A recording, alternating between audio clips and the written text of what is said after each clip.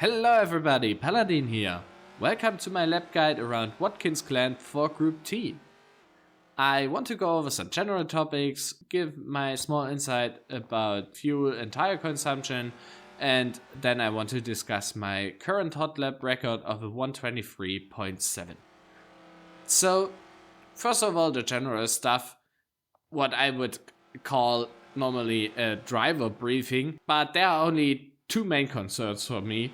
First of all, be really careful with the curbs and track limits on Watkins GLen or on the GroupT tracks in general, because as you may have noticed, the GroupT cars have a very low ground clearance, so if you go over the curbs and you are maybe with 2 or 4 wheels off them and you rejoin, you might experience some unwanted flight.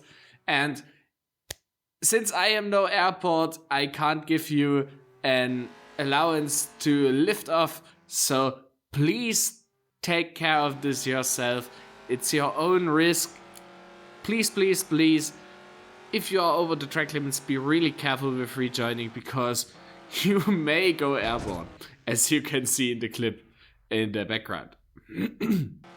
Also, the bus stop is a very tricky chicane. There's no question around this, so be extra careful when you're going side by side through there. Also, on the exit of the bus stop, there is a bollard, and when you drive between the bollard and the wall, your checkpoint of the race will not be recognized, so keep that in mind. You might have to reset there. So strat wise, it's really easy. You consume roughly 15% per lap, at least I do. I am kind of on the higher spectrum of fuel consumption per lap. Fuel still lasts for around 6 to 7 laps if you save a little bit of fuel while lifting and coasting, and tires are 11% per lap. So tires are not your main concern, fuel is, and there it's an even split between 5 to 6 laps, and then with the 15% fuel per lap, roughly, you can calculate how much fuel you want to take on the beginning of the race yourself. So let's go over to the hot lap. In general, my approach is fairly easy. Sector 1 is just mainly survival, and Sector 2 and 3 is where the big time gains come from. And this is because Sector 1 is really easy explained. It's one braking point and then you follow the flow of the track. Yes, you can gain some time there, especially into turn 1, but the rest of the sector is just follow the track and take the normal racing line. And Sector 2 and 3 is with the elevation changes, with these tricky long corners and some of the short ones. This is mainly where the big time gains come from. So now I want to go over turn by turn of my hot lap, and then afterwards, at this time in the video, you can jump to this now or do it later, and I will show the footage of my hot lap uncommented so that you can just watch yourself what I have done. Sounds good? Okay, here we go. So at the start of a lap, I immediately go onto the curbs, and on the end of the curbs, I brake, turn in, and once I reach the inside curbs of the turn, I re-accelerate, and then I know I make the corner. The S's are really easy. It's just follow the general racing line and then you will make it through and you won't lose a lot of time there.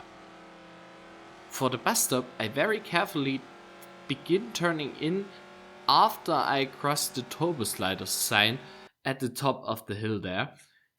And then after I make it through the first of the 4 corners, I immediately start turning into the other direction, so to the left, and I brake a little bit through the corner to not overshoot it. After the bus stop, I carefully turn in right to set up the next corner.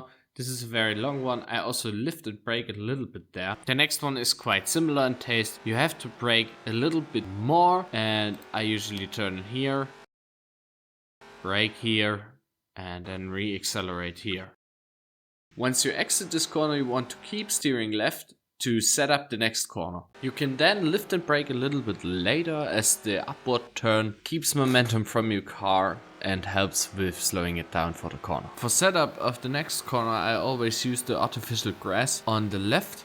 Then I turn and brake for the corner, and once I made it through it, I then re-accelerate again. The next upcoming turn is also a tricky one because the double apex leaves you with the impression that you can take both on the inside, but the bump in the road prevents you from doing so. So the first corner needs to be set up very wide, as you can see me do, and the second corner then is full to the inside.